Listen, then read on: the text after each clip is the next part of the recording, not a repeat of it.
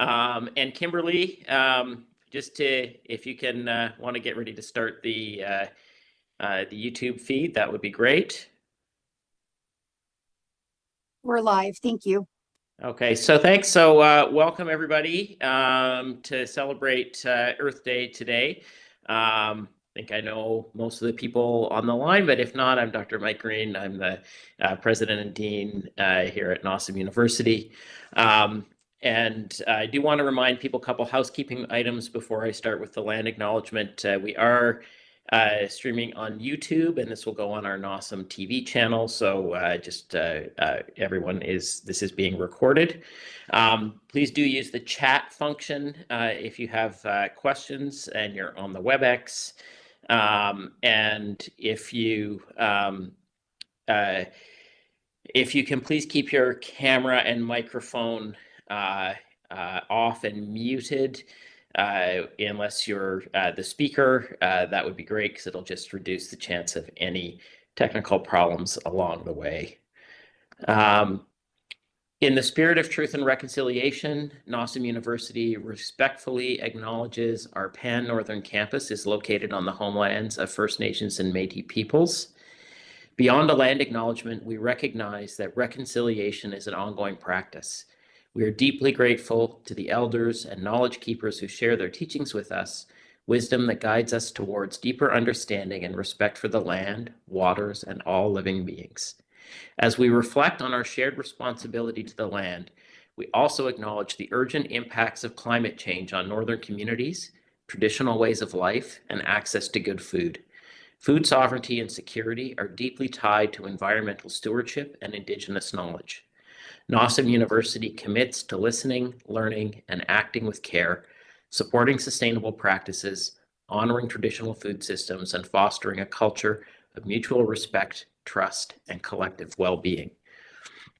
And so that was a little bit more adapted of our normal standard territorial acknowledgement on this special day to remember the importance of the earth and the environment and the whole health of the planet and planetary health to health and to the importance of that to Northern Ontario.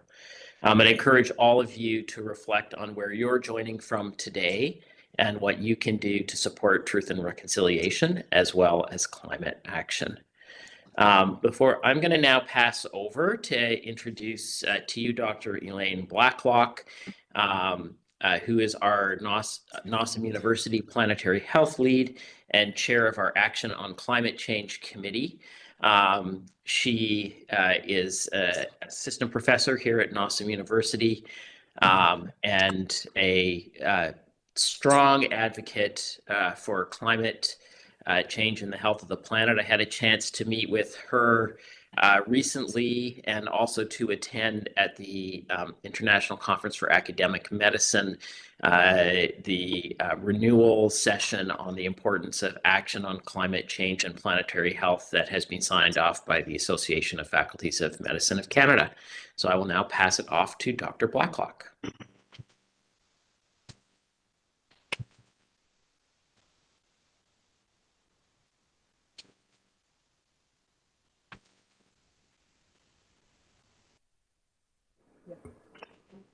Hello there. Dr. Elaine Blacklock here. I'm a pediatrician, and just a couple more things to say about myself. I'm really, really passionate about writing and teaching about all the connections between the health of the planet and the health of people. So I'm going to tell you about three different things. The first is, it arises from an article I read in the Guardian newspaper this morning, which referenced a study that was published in Nature Climate Change in 2024. And it spoke to me because I think those of us who are really concerned about climate change, passionate about doing something about it, we tend to think we're a small minority, and we can feel really alone and even really discouraged about that. So this study really spoke to my heart, and I wanted to share a few things from it with you. Next slide.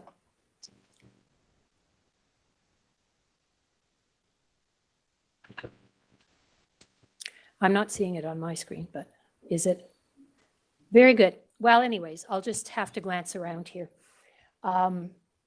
Basically, the study addressed the question of how many people in a given country are really concerned about climate change and want more action versus how many people we think there are with such concerns.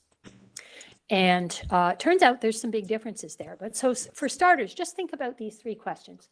What proportion of Canadians do you think support more individual action on climate change? In other words, we should do more. What proportion of Canadians think our governments should do more? And what proportion of Canadians would be willing to cough up 1% of their income to support this cause? Next. Well, the numbers may surprise you. I'm going to reference Canada specifically. You can see up at the top of this screen, individual action. Canada is a deep purple maroon color there, which means that 80+% of Canadians feel that we should be doing more about climate change. When it comes to government action, more than 80% of Canadians feel our governments should be doing more. Next slide. And then we come to the question of money. What proportion of Canadians would be willing to give money to the cause? 1% of their income. Turns out that over 40% would, according to this survey. But what do Canadians think might that number be? It's actually, when you survey Canadians, they think, oh, well, maybe 20% at most, you know, but meanwhile, it's 40%. And so what the study is trying to point out is that there's differences between actual reality and our perceptions, and that we can make ourselves victim to that, our underestimates of ourselves and our fellow citizens. And our governments can seriously underestimate the support for climate action as well, right? Now, if you go over to the right of that slide, you'll see the lines get higher there. The top line reflects the percentage of the population in a country willing to give money. The bottom line, it's not really, it's a kind of jiggly line, but it represents what the people surveyed in that country thought the number would be. And you can see there's quite a huge difference, right? You can also see that those lines are rising over there, and that Canada is actually at the bottom in terms of proportions of people who would be willing to give money. The countries that are more willing tend to be countries that are more affected and impacted by climate change. And so you see the numbers being significantly higher in such countries. Next slide. Well, what about action at NOSM? Back in 2023, NOSM University, like almost every other faculty of medicine in Canada, signed something called the Academic Health Institutions Declaration on Planetary Health. What does that mean? Well, what did we declare? We declared that the health of the planet is a code red emergency. We declared that there's a need for immediate implementation of planetary health education and research. We declared that we must transition to climate resilient and low carbon health systems. Why? So that we're going to build a healthy, sustainable, and just future for everyone. Next. How on earth would such a lofty declaration be implemented? Well, in 2024 was published a nationwide roadmap for its implementation. And I want to highlight 5 really important points for NOSM just at the moment that our committee is working on and everybody else needs to work on too. First, number 1 there is we need paid planetary health leads, 0.2 positions for education, for research, and for what they've called policy advocacy and implementation. Currently, NOSM has 1 such position, and I happen to be sitting in it at the moment. Number 2, we need our university to develop a 5-year strategic implementation plan not just for the overall university, which is obviously in the works just at the moment, but specifically for the implementation of this declaration. We need a robust integration of planetary health education into all our educational programs.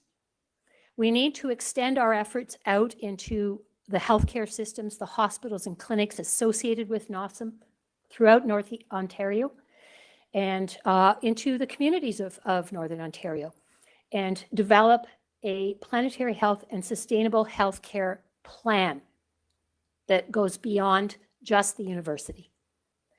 And we need to create yearly opportunities for all of our learners and NOSM faculty and staff to take something called the Planetary Health Pledge. And as it happens, later in this celebration, one of our medical students from first year will be leading us in that and saying a few words from the student's perspective. Next slide. I want to speak, because education is one of my passions, I want to speak to the curriculum work that's happening here. First, I want to emphasize that there is a problem with implementation in the sense that most of our faculty and our clinical faculty don't know a whole lot about planetary health.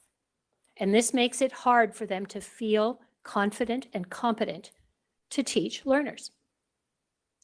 And so we need a strong emphasis on bidirectional learning. We have medical students who know a lot, who can make huge contributions to teaching their preceptors and their fellow students. And we have, because of the demographic of our learners, a high level of engagement with the issue of climate change, a high level of anxiety and worry about it, although often accompanied by feelings of helplessness and demoralization. So this can be an opportunity.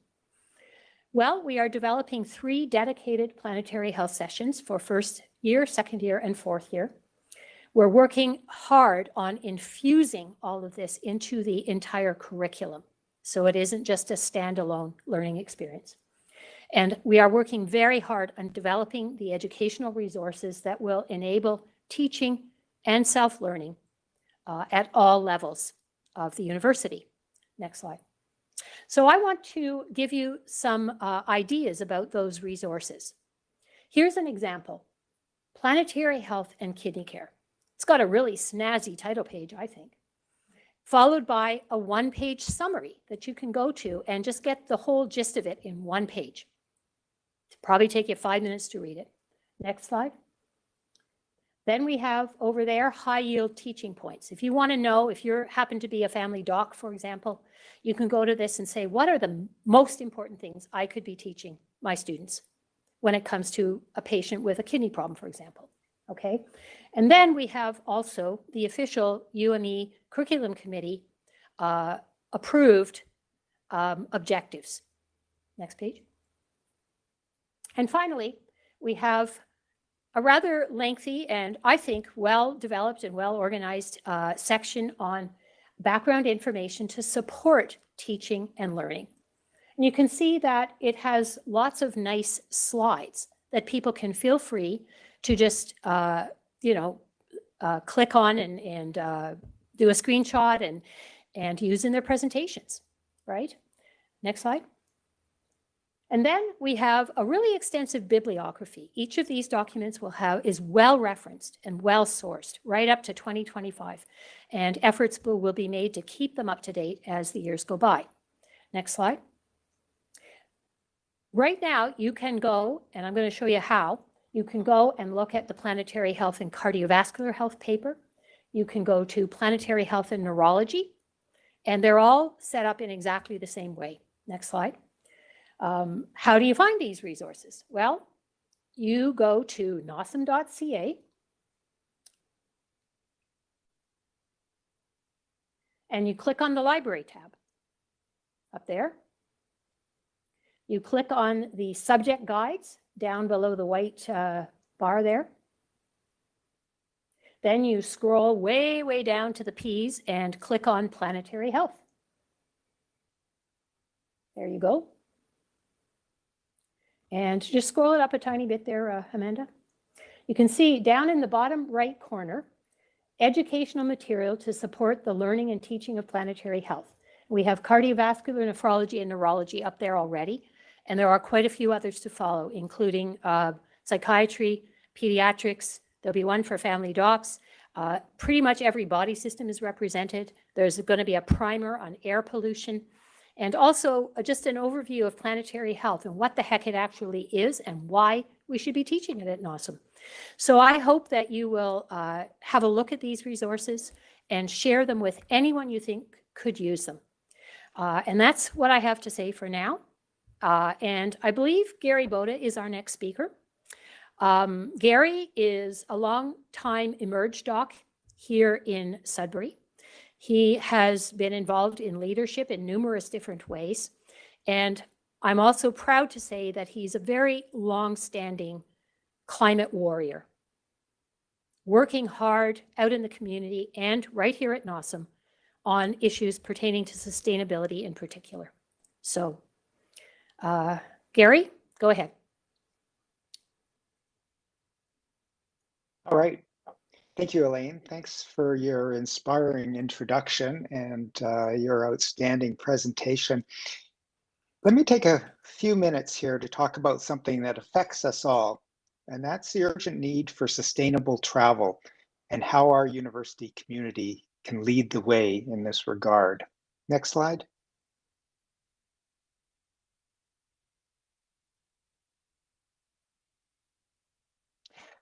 So in this era of mis and disinformation, it is important to always remember we're living through a defining moment. Last year, the world recorded its hottest temperature in the last 20,000 years of over 1.5 degrees Celsius above pre-industrial levels. But what's even more alarming is how quickly our temperature is rising, both here and around the globe. Climate change is not a distant threat. It's the biggest public health crisis of our century, impacting everything from the air we breathe to the safety of our communities. Most of this crisis, 3/4 in fact, is driven by our ongoing dependence on fossil fuels, including, despite what people are saying these days, LNG, liquefied natural gas, which is methane. Here in Canada, our healthcare sector is responsible for about 4.5% of our national emissions, making Canada one of the world's highest per capita healthcare polluters. But there's hope. In the United Kingdom, their National Health Service, which covers the whole country, set the ambitious goal in 2020 to cut their carbon emissions by 80% by 2030. That's the number required to keep our globe from heating more than 1.5 Celsius. They looked at their buildings, they looked at their travel, they looked at the food they ate and served, they looked at their anesthetic gases and the water that they used and the pills that they bought.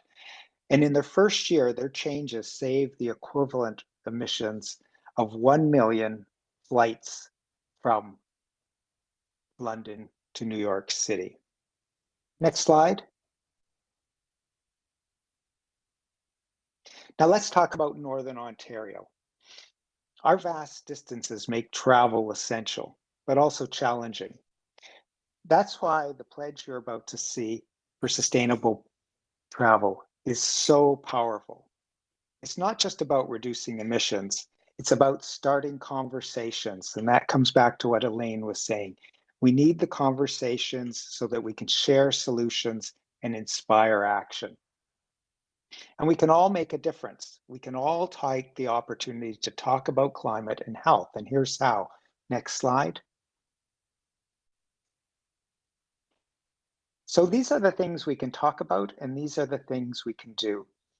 We can consider flying less, and we can consider flying better.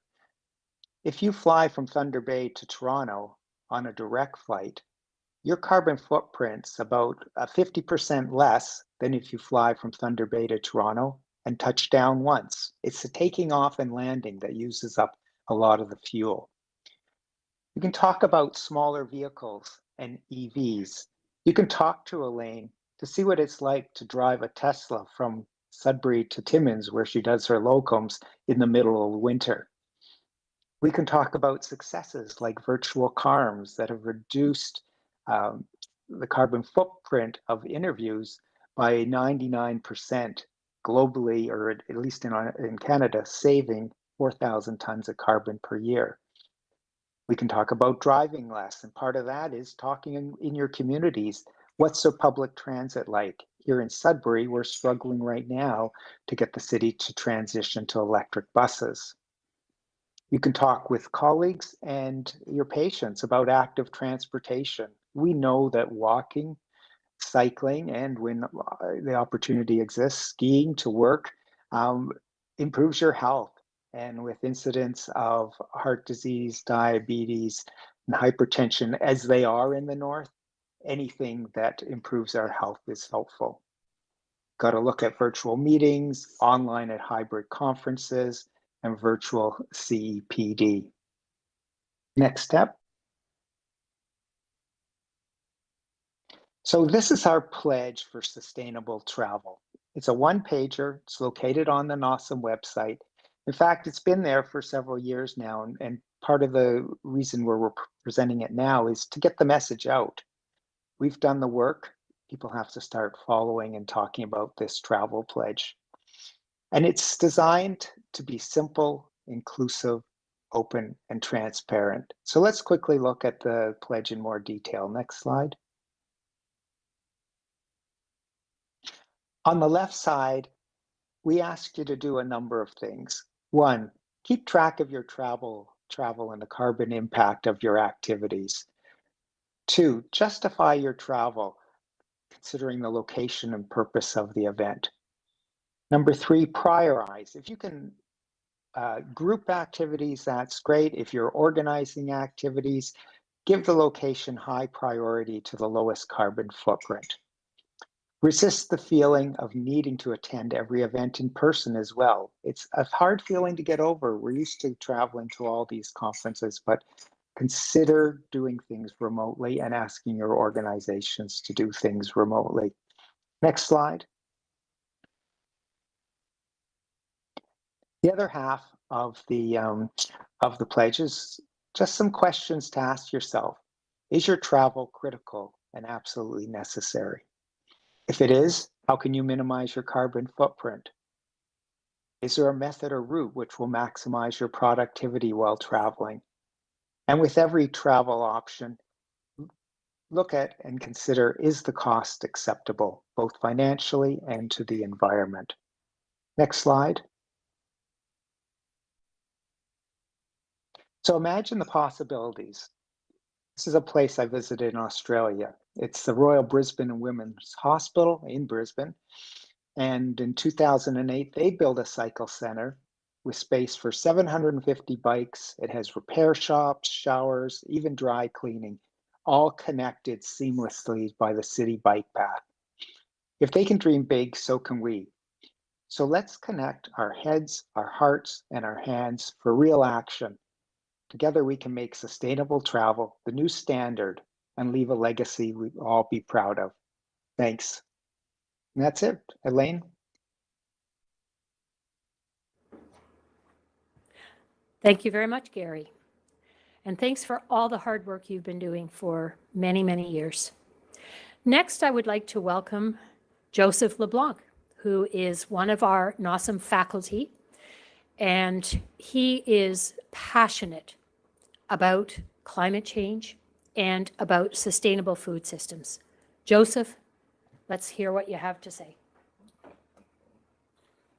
All right, thanks, Elaine, and thank you to Dr. Green and Dr. Boda for opening up and sharing with us thus far.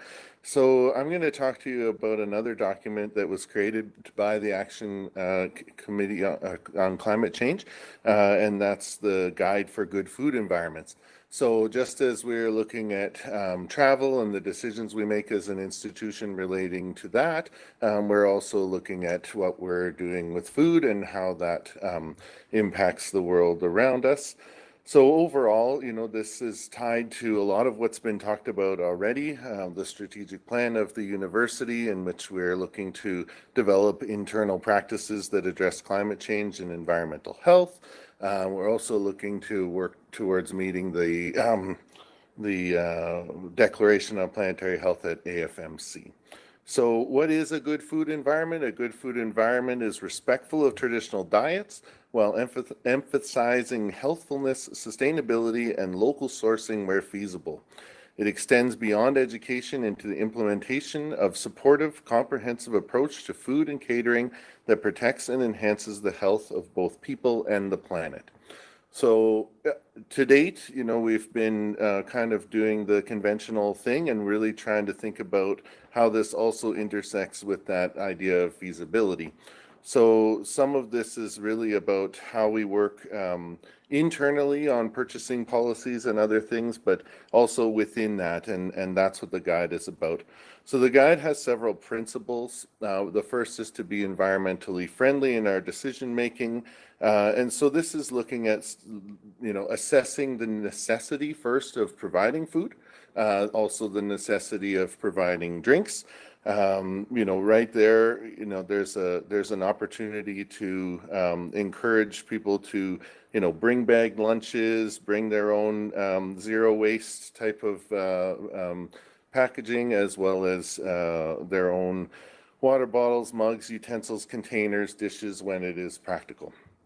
My portfolio has been doing this practice for several years and can attest to the fact that it often reduces costs. So by choosing vegetable-based meals over proteins, particularly over beef, we see a significant reduction both in the carbon footprint as well as the cost.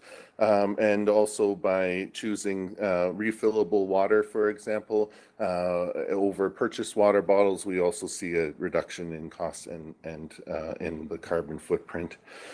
So the first principle is be environmentally friendly. The second is recognize cultural diversity and dietary restrictions. So being inclusive in our decision making, working with local caterers to provide traditional foods, for example, while also considering sustainability. So as much as we all love moose meat, there is a reduction in moose populations, and so other decisions need to be made when feeding a lot of people, for example. But really ensuring that we're always inquiring about and accommodating various dietary restrictions, such as allergies, but also making sure that there's a clear labeling for people to make the decision that they need to in an informed way. Promoting healthy eating is the final commitment of the guide, and this is a complicated one, but certainly something that we'd like to lead by doing and lead through demonstration. We are a health education institution after all. So looking at how we align with Canada's new food guide, which is focused a bit more on plant-based proteins over meat-based proteins and has made a significant shift away from dairy in the way that the old food guides were.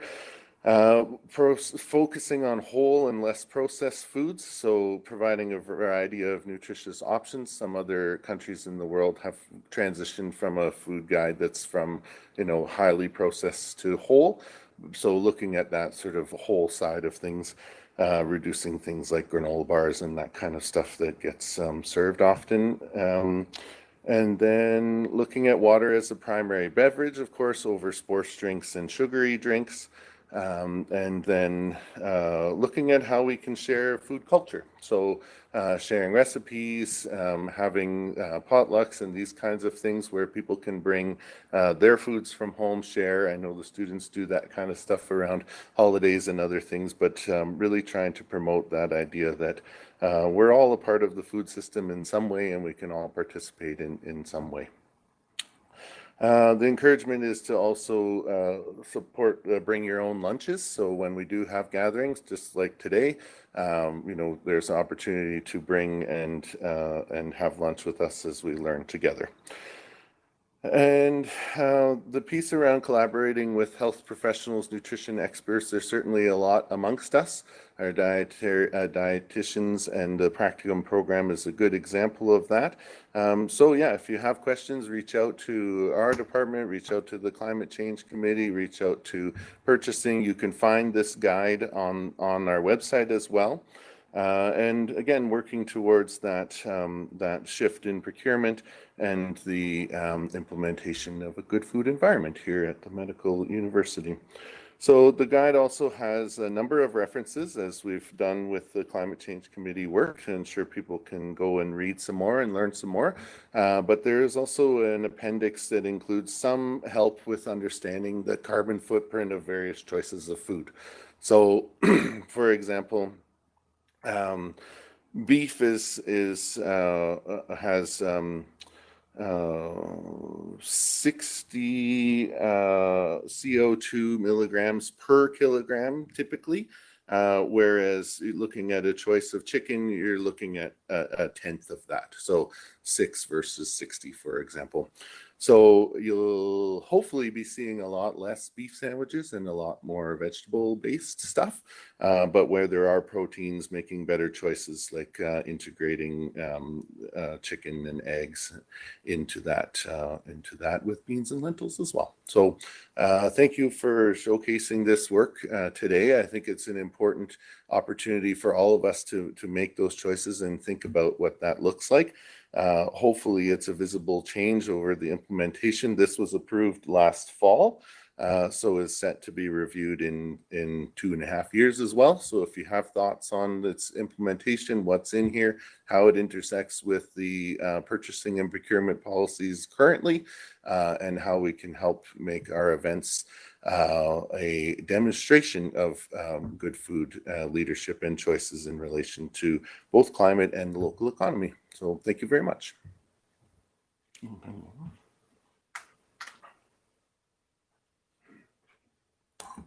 Thank you very much, Joseph. Next, we have Eric Grimm, who is a first-year medical student up in Thunder Bay. And Eric he's one of these people who comes to medical school with a strong knowledge of environmental health in particular, and has a ton to contribute in terms of that bi-directional learning that I mentioned in my little presentation. So, Eric, you have maybe 2 minutes extra, so feel free to use it, because for once we're actually ahead. You're incredibly kind, Dr. Blacklock. Let me know if you can hear me okay over there, or let me know if you can't hear me, I should say. And make sure we got the slide up. Perfect. I just want one quick slide just to introduce myself. So, as Dr. Blacklock said, first year on the West. I'm also your local officer of environmental health and sustainability for NOSM Youth Student Council. In addition to being an environmental scientist previously for the Ontario government, both in Kenora and here in Thunder Bay, I've also worked for Aspecha-Jiwagong, Nitam, and Anishinabek, so Grassy Narrows First Nation, studying mercury contamination in the English Wabigoon River system there. And also just a quick shout out to Dr. Green, as well as Dr. Blacklock, as previously mentioned, Dr. Bodo, and Dr. LeBlanc. I think it's really helpful to have learners be able to share a couple things here, so I appreciate it. We'll go to the next slide there.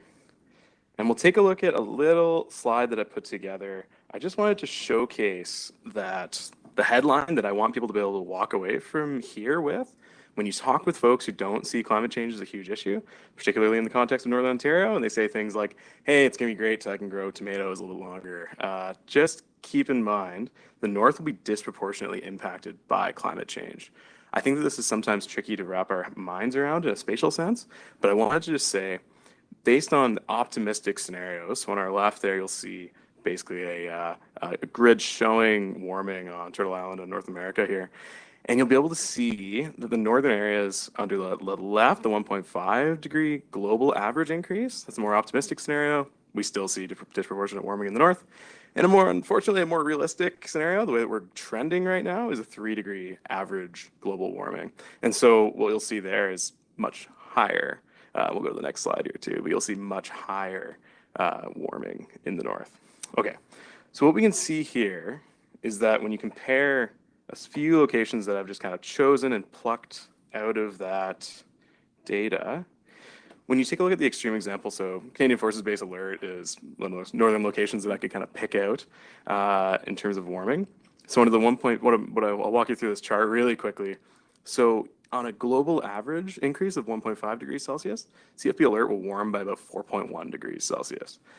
So when we walk through there, places like Inuvik, Iqaluit will see disproportionate warming when compared to more southern reaches, right? So Vancouver will go up by 1.9 degrees when the world goes up by 1.5. Of course, we'll see disproportionate warming in the north. So the headline that I want you to walk away from again is that northern areas of Canada will be warmed disproportionately. And oftentimes these areas are the most sensitive to climate change, and they'll actually warm the most, unfortunately. We'll go to the next slide there. So we've become very familiar with scenes like this. So this is just outside of Yellowknife, Northwest Territories, back in 2023. But we've seen scenes like this in Lillooet, BC. We've seen it in Jasper. We've seen it in Red Lake, Ontario. We've seen it in Pickle Lake here in Ontario as well.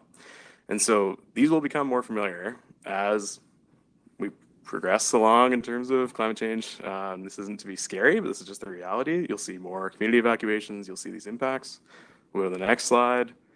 So fires and floods. This is right outside of Montreal in August of 2024.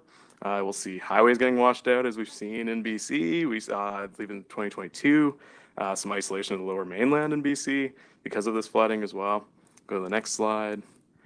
So a little bit of doom and gloom, but also there is hope. I plucked some of these slides from a talk that I'm giving on climate grief at the SRPC in Winnipeg, if I'll see any folks there next week.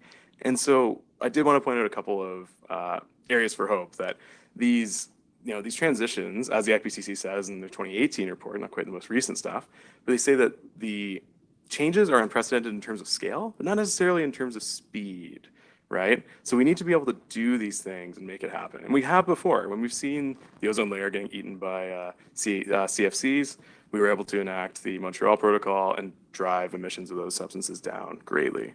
So there's an ability for us to do this action. And I think that we, maybe speaking to learners a little bit more right now, is that future physicians, as we understand these impacts and we understand that our patients will be affected, it gives us a bit of a drive to lobby politicians, which I'll talk about in a moment here as well as making all the personal changes that we can as well. One of the things that we have looked at is the reduction of desflurane use. So used in many operations, and it's actually banned in 20 hospitals in Ontario because it is such a potent greenhouse gas. Still used here in Thunder Bay, I believe, and I think this is one perhaps topic for some discussion and lobbying a little bit further on. One point I did want to mention that makes me feel really optimistic is divestment of Canadian universities from fossil fuel investments. So back in it would have been 2014 when I was at Dalhousie University for a conference. I don't remember if there were any Canadian universities that had pledged to divest from fossil fuel investments. Now we have 12 universities across the country, all committed since 2017. And that's in a large part due to student activism, but also because of the markets. We're seeing what's happening. We're seeing impacts, and the fossil fuel industry is also shifting how they do things. Anyways, we can have impacts through lobbying and through our opinions and voicing them. And so this gives us some energy of what we should be doing. So one way that we can both hold NOSM accountable as learners, but also progress and push for change is the Planetary Health Report Card. And so next year, we're going to be working on the Planetary Health Report Card to basically say, where can we improve as an institution and where can we see a bit more change? I'll go to the next slide there. Okay. So, as Dr. Blacklock mentioned, NOSM has signed on to the Academic Health Institution's Declaration on Planetary Health. And so I wanted to zoom in on one passage of that, and we'll talk about that in a moment a little bit more in depth. But the pledge includes, we will incorporate equity and justice into planetary health, education, and research by actively addressing environmental, social, and structural determinants of health. So obviously we're the social accountability medical school, right? I think that this is going to be an increasingly important part, both of curriculum. I've talked to Dr. Blacklock about this at length so far. But I think that something I want to highlight is that NOSM can help support students support students rather to grow into our roles as advocates, as we kind of use those CanMeds roles that we all learned as we in our interviews to promote change and action at the political level. Because we can make huge changes personally and in our communities, but I think truly that using the social capital that we have as future physicians, and once we are physicians, speaking to learners again, we can really promote a lot of change. And I think folks trust us, they understand where we're coming from, and they know that we have a responsibility to our patients and those in our community that we are trying to help. So just to recap as well, we will have larger impacts on our patients as physicians in Northern Ontario than physicians in Southern reaches, both this province and this country, period. There will be more impacts on our patients in a health context because of climate change. And as we've learned about in many of our CBLs as well, speaking to learners in first year at least, there will also be disproportionate impacts upon Indigenous folks as well. Okay, I did want to end on a high note here before we go into talk about the pledge quickly. I just wanted to shout out the Planetary Health Club on the East Campus, and especially Isabel Moy. As she I don't think she would ever take credit, but I think she did more good leadership there. And so those folks have done a great work in terms of moving towards zero waste with reusable coffee pods that we've seen, instituting composting. Should be this week, it sounds like. And of course, Planetary Health Report Card next year that we're going to be doing. So we'll put that on the higher list. I'll take the flack for that, for not making that happen this year, as I'll blame Neuro and perhaps MSK as well. Hopefully Donna's not on here. And then also organizing a community cleanup initiative for the spring. And so hoping to have that happen on both campuses as well. Okay, so I wanted to just share the Planetary Health Pledge itself. I didn't make it into the slides, so I'm going to see if I can just share my one window. I might crash everything, I hope not. And we'll see how this goes, if I'm allowed to or not. Okay, right on. So, can folks in Sudbury see that okay? And online? Looks good on my end, so I'm gonna assume you're good to go. Okay, so I think nothing in here folks might, find egregious, and we're in a bit of an echo chamber here, right, where I'm preaching to the converted. But I think that this is important to read out. So I, as a health professional, solemnly pledge to work to protect the health of people, their communities, and the planet. I pledge to maintain the utmost respect for human life and the diversity of life on Earth, and for the natural systems which support all life. I pledge to advocate for equity and justice by actively addressing environmental, social, and structural determinants of health, envisioning a transition to a society that places the well-being of all persons in balance with nature at its heart. And I pledge to address the climate and ecological crisis in my actions at home, in my community, and in my profession to protect the planet and all of its life forms for current and future generations. I think that's a pretty good one. I think it covers a lot of bases, and it is a challenge to all of us, right?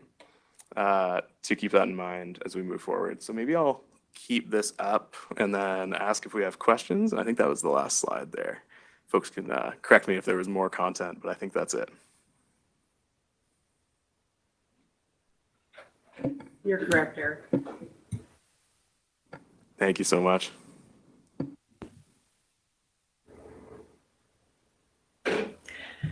So we have about 10 or 12 minutes left for conversation, for questions, for people's thoughts. So anyone can feel free to put up their hand. Can you see our participants, Amanda?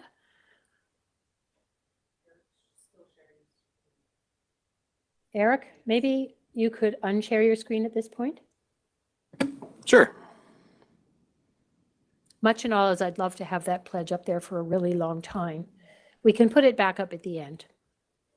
Okay, so from what you've heard today, does anyone have any comments or questions? Dr. Green, for example, do you have any thoughts on what you've heard today to open up the conversation?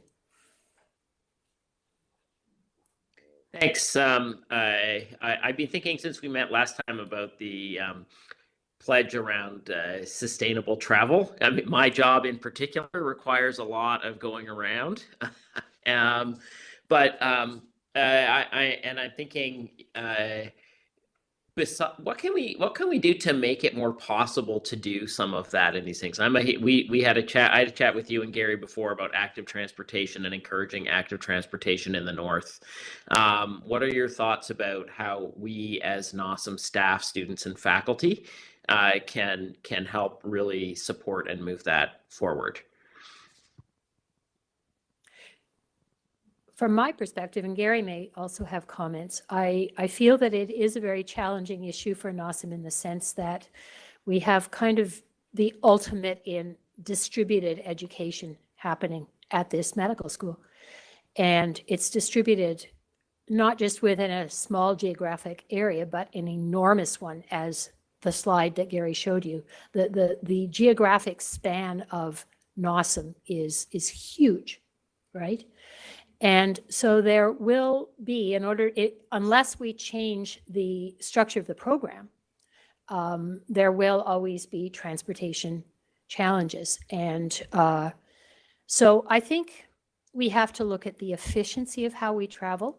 We have to look at the necessity of travel. And COVID gave us one huge gift, which was drastic improvements in the kinds of platforms that allow us to run meetings like this, just for example, and or to hold conferences virtually, to hold section chair meetings virtually, so people don't have to all travel to Toronto. Maybe they want to travel to Toronto, and that's part of the problem. But and I can't say I blame them. It would be nice, but you know, I think we have to really seriously rethink how much of our travel is in fact optional. I mean, there will be a certain amount that's just necessary, and then we have to look at the efficiency of it and how we can do it with the least harm. And maybe, given that we will never eliminate our travel emissions at this university, we also need to be considering whether offsets, however fraught they may be, are something we need to look at. But each of us on our own can certainly contribute by giving thought to how big a car we're driving, how many kilometers we're driving. Could we carpool? Could we ride a bike? Or ski even, as Gary mentioned, to where we need to get to go. And I think the university could, at its main campuses at least, could really assist with that by having proper storage space for people's bikes when they do bike here, right? Where the bikes are going to be secure, where they're not going to get damaged, and you know, where there's enough of such storage accessible for students and staff who choose to bike here. Any thoughts? Thanks. I will reflect. I just had my first Thunder Bay to Sudbury tour visit last week, and we did. We had 4 of us, and the rental car company actually had a hybrid. So we had a Camry hybrid, and I think it was only a tank and a half of gas from Thunder Bay to Sudbury for 4 people. So I think those are the sorts of things. I'm not sure that Dr. Prowse appreciated the space in the Camry, but it was definitely better for the climate than the usual couple of SUVs. Yeah. That's great. I just work, like to Dr. bring. Oh, Gary, go ahead, Gary. I just add to, you know, what you brought up from the Guardian article and what Eric brought up in that we're respected. It's a respected organization. As physicians, we're respected and we carry some weight. And I think for me, the conversation is the key piece out of the travel policy. Yes, there are these small things, not so small things we can do with our own travel, but it's how we can influence others and have those conversations. Because again, I ask all of you, when was the last time you had a conversation about climate with anyone, about this election that we're about to have in a week, about the Ontario election we had a month ago? And so it's that step of having that conversation and raising your concerns. The other thing I found, so I belong to some other organizations and bodies, and I've been able to take now the NOSM travel pledge to those other organizations and say, this is how we're thinking about travel at NOSM. And so, for example, this past fall, we had a big meeting of our Ontario health groups. There would have been about 100 people there. We turned that into a virtual conference based on what I was able to bring forward in discussion about the NOSM travel pledge. So I think we can sort of think about it in many ways, our own travel, obviously. You know, the reality, until we have electric planes or something else, we're limited in what we can do travel-wise. But we can certainly have these conversations and influence other organizations and people going forward. Joseph, did you wish to comment? Sure. So, you know, one simple thing in that reality that Gary's talking about is, you know, the direct flights to Thunder Bay, right? So I know there's some concern around bearskin. I can assure you, I've taken it for years and years and years before being at NOSMU. And, you know, that direct flight from Sudbury to Thunder Bay or vice versa not only saves time, you're there in less than 2 hours, but also a significant amount of carbon going through Porter or Air Canada through Toronto and then to Thunder Bay. So decisions like that, I think, where we're sort of hesitant or judgmental about, you know, the industry, is to just get on that little plane, get there, get to work, and come back. And if your work can be done virtually, go for it. Yeah. Do we have anyone else who wants to comment or ask a question about the this lovely celebration we've had today? Celine has a question for Eric. Celine, go ahead. Oh, he answered in the chat. Well, Oh. I put my question in the chat, and thanks for your answer. why don't you let us all share the bounty here?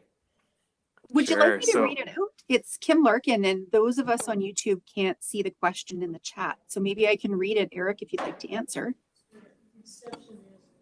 Sounds great. Okay, so the question was, how does NOSM University best prepare learners to engage in advocacy for sustainable healthcare practices? Yeah, I think this is a great question. It's something that I've struggled with a little bit as well. I think that continuing to include planetary health content in our case-based learning and our CBLs, what we call, I think that's key. So understanding that a lack of long seasons for ice roads, for instance, results in higher food prices in remote First Nations, right? So understanding that like these climate change impacts directly affect the health of our patients, our future patients, and kind of giving us that knowledge base of like, what are the impacts actually going to be, which I think we are getting an understanding of. Sometimes I think CBL, you get through them a little bit quicker than perhaps we should. But I think building that knowledge base in that way is huge. And keeping in mind that, like, speaking for myself at least, pretty inundated with trying to understand a lot of medical knowledge. But I think we do an okay job of getting that information across. But secondly, I don't think it's NOSM's job necessarily to help us be advocates or lobbyists. I'll say the dirty word. I think the student groups can help with that. I think that, for instance, the Ontario Medical Student Association Day of Action training, which I was able to attend, was very helpful to understand how do you pitch to politicians? How do you bring up these issues in a succinct way? It's skills building. It's really hard, first of all. But I think that can perhaps also be student groups and kind of our own initiative can carry us through there as well. I'm not sure what role NOSM exactly would have, but maybe if I'll think about that more. You might have given me some food for thought here. So thanks for the question.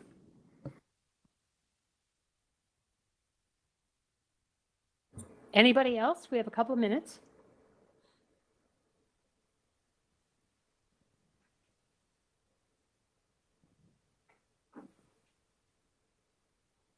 It's Kim Larkin again. I don't see any more questions online. Okay, thank you very much. Well, then I want to thank everybody for coming to this celebration, and I hope that you've learned something that you can put into action in your own life and your work and your teaching, if you are a teacher. And I wish you the best for spring, if it ever comes. It's only 5 degrees here in Sudbury today, so we can hope. Anyway, thank you and goodbye. Thanks, everyone. Take care.